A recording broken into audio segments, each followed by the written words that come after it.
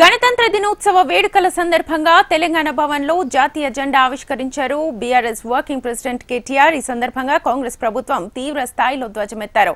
Governor కోట ఎమ్మెల్సీలపై governor Tamilisai నిర్ణయంతో Congress BJP బండారం బయటపడిందని ఆరోపించారు. ఢిల్లీలో ఎలాంటి చర్చ జరిగిందో తెలియకున్నా రేవంత్, అమిత్ షాను కలవగానే ఎమ్మెల్యే కోట, ఎమ్మెల్సీ ఎన్నికలు వేర్వేరుగా జరిగాయన్నారు.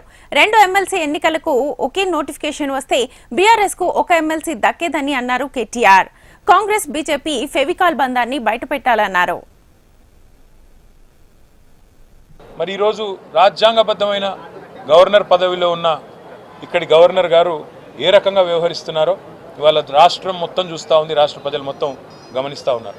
కేసీఆర్ గారు ముఖ్యమంత్రిగా ఉన్నప్పుడు అప్పటి క్యాబినెట్ ఒక నిర్ణయం తీసుకుంది. గౌరవనీయులు మా ఉద్యమ సహచరుడు సోదరుడు ప్రొఫెసర్ దాసోజు శ్రవణ్ గారిని మరి క్యాబినెట్ తీర్మానం చేసి గవర్నర్ కోటాలో ఎమ్మెల్సీగా ఎంపిక చేస్తూ వారితో పాటు ఒక మాజీ శాసనసభ్యుడు, సామాజిక ఉద్యమాల్లో పాల్గొన్న మరొక సోదరుడు సత్యనారాయణ గారు ఇద్దరిని కూడా నామినేట్ చేస్తూ ఆనాడు కేసీఆర్ గారి క్యాబినెట్ నిర్ణయం తీసుకుంటే ఈ గవర్నర్ గారు రాజకీయపరమైన సంబంధాలు ఉన్నాయి అని చెప్పి ఆనాడు శ్రవణ్ గారిని అదేవిధంగా సత్యనారాయణ గారిని నామినేట్ చేస్తే, క్యాబినెట్ నామినేట్ చేస్తే తిరస్కరించడం జరిగింది.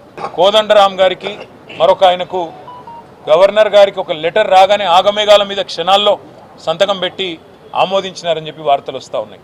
నేను ఒకటే అడుగుతా ఉన్నా, శ్రవణ్ గారికి సత్యనారాయణ గారికి రాజకీయపరమైన సంబంధాలు ఉన్నాయని తిరస్కరించిన గవర్నర్ గారు ఇవాళ ఒక రాజకీయ పార్టీకి అధ్యక్షుడిగా ఎన్నికల్లో పోటీ చేసిన కోదండరాం గారిని ఏ రకంగా ఆమోదించారు చెప్పవలసిన బాధ్యత ఉంది. మీరు ప్రజలకు జవాబుదారీ, కేవలం రేవంత్ రెడ్డికి కాదు.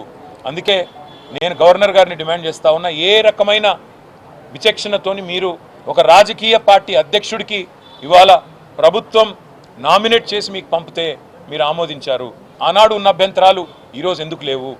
మీకేమైనా కాంగ్రెస్ బీజేపీ మ్యాచ్ ఫిక్సింగ్లో భాగంగా మీకున్న ఫెవికాల్ బంధంలో భాగంగా ఇది జరిగిందా? గవర్నర్ గారు రాష్ట్ర ప్రజలకు చెప్పాలి.